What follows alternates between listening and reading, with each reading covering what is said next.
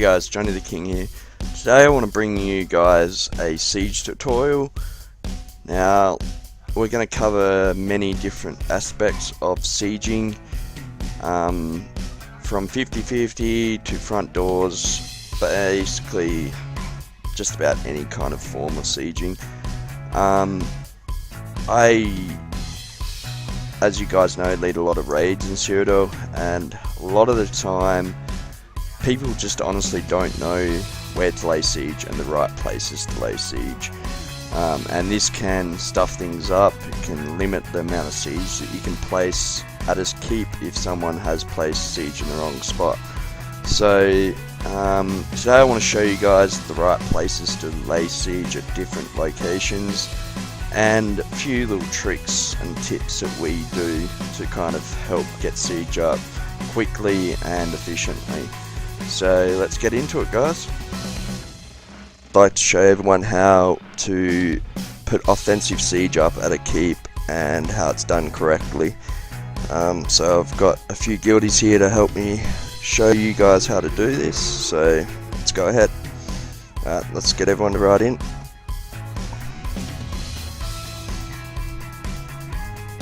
So it's really important to get a lot of siege up very quickly, because the quicker you get in and out of a keep, the higher success rate you have for taking keeps.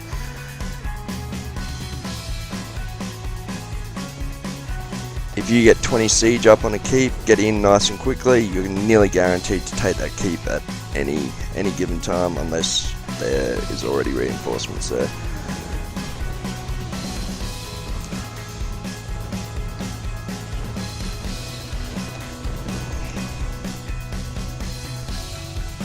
So as you can see here, we've got siege all nicely tacked together, and we've got one person running free siege. So what this means is, like, if we're running a full raid, we can basically have 10 people on siege and have 14 people off siege that can defend siege lines, hill groups and all that kind of stuff. So you can still get 20 siege up on a keep and still have forces to defend siege lines.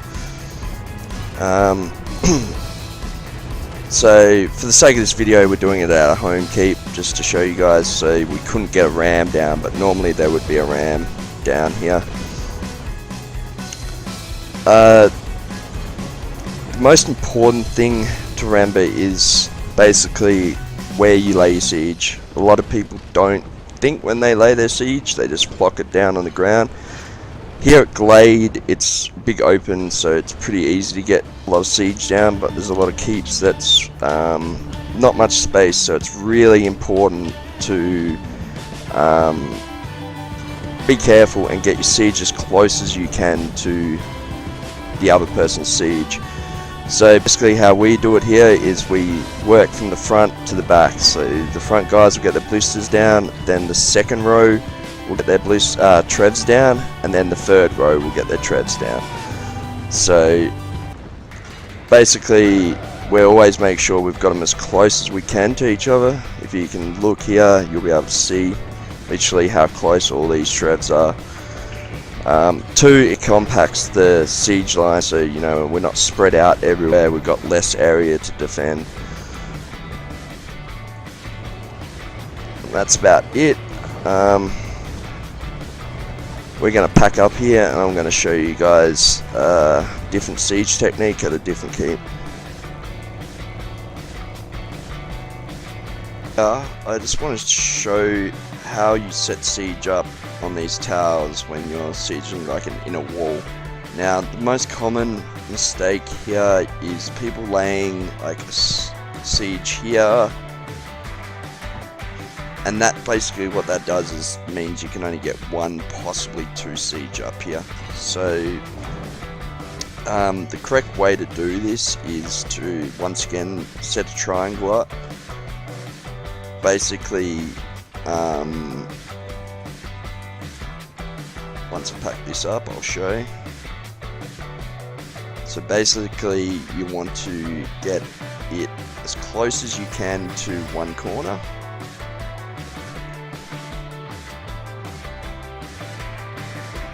Like so. and then move to the next corner.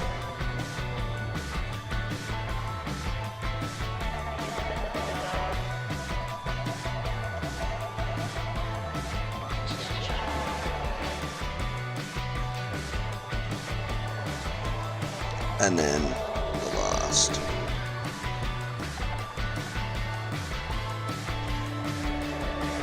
So as you can see, we've got 3 siege up here instead of 1 or 2. And then ideally in defensive situations you'll have oils on the staircase. So don't actually have any equipped, but as you can see, that's how it's done. And if everyone follows these rules, it will mean that DC can get things done a lot quicker and a lot easier. Alright guys, we're down at Brindle, and I'm going to show everyone how to do a 50-50. For those that don't know what a 50-50 is, basically we siege the inner and the outer wall at the same time, and the aim is to get both walls at 50% before we burst the keep, so then we have the best chance of sieging the keep before we actually have any reinforcements here. So let's go ahead, let's ride in guys.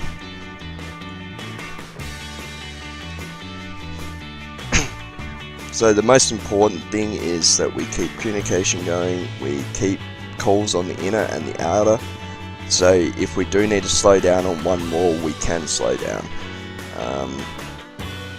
Because at a lot of keeps, it's very hard to get a lot of siege down on the inner. A lot of the time you can only maybe get 4 or 5 on the inner, so the outer's going to go down a lot quicker than what the inner is.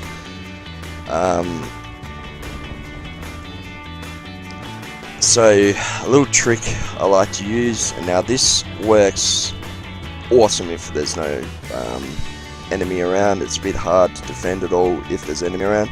We go around the side here and we set up siege on the inner. So basically we can get both inner and outer down at the same time with the siege around here like this.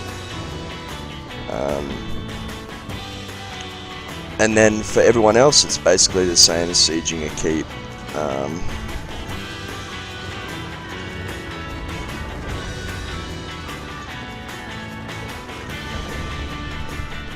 Can I get a call on the inner?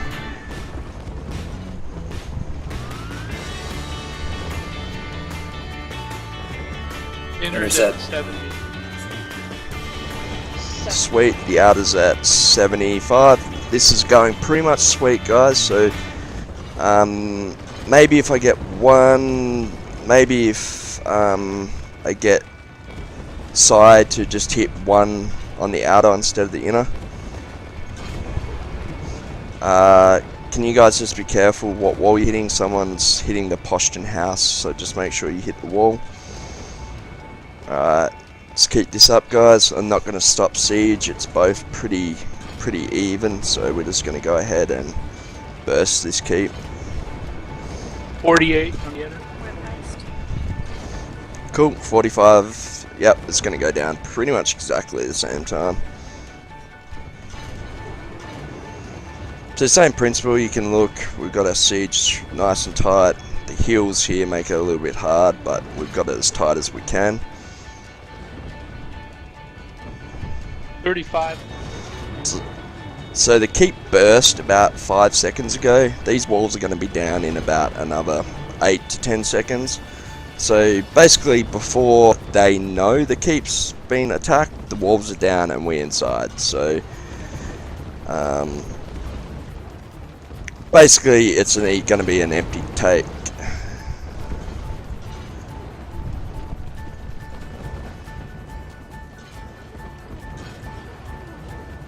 Okay, everyone that's on the outer, get ready to pack up.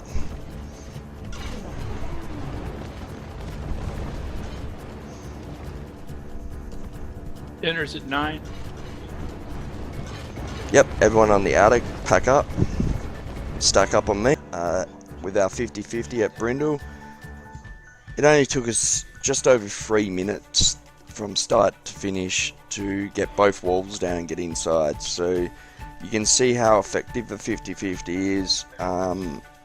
Basically, they only knew that keep for a bit over a minute once the keep bursts. So as you can see, it takes a lot longer than a minute to ride from another keep. So 90% of the time you're going to have that keep and take it as your own.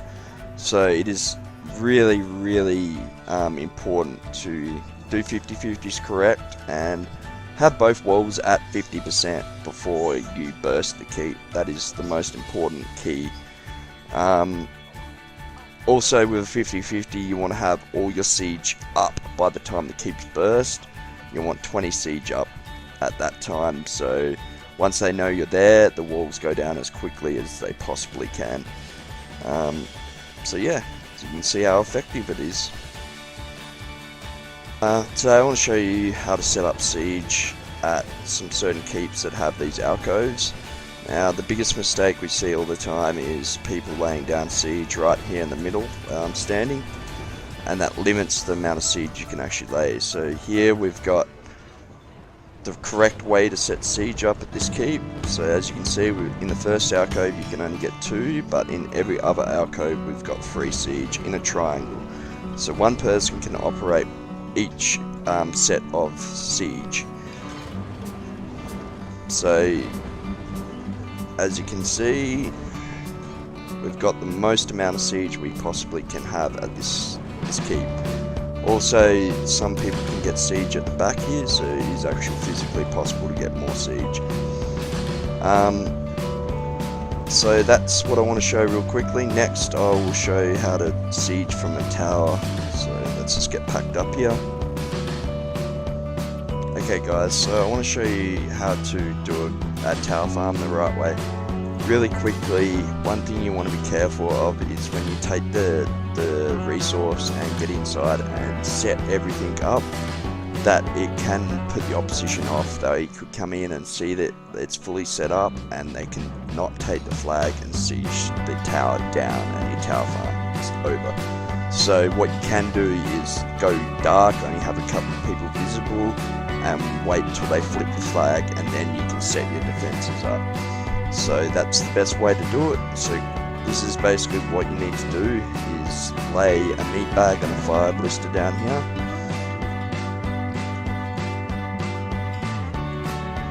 And you can put one on the door as well.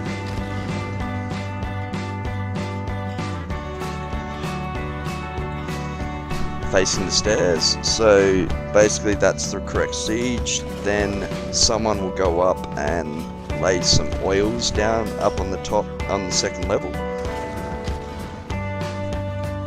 So basically a meat bag, 2 fire ballistas.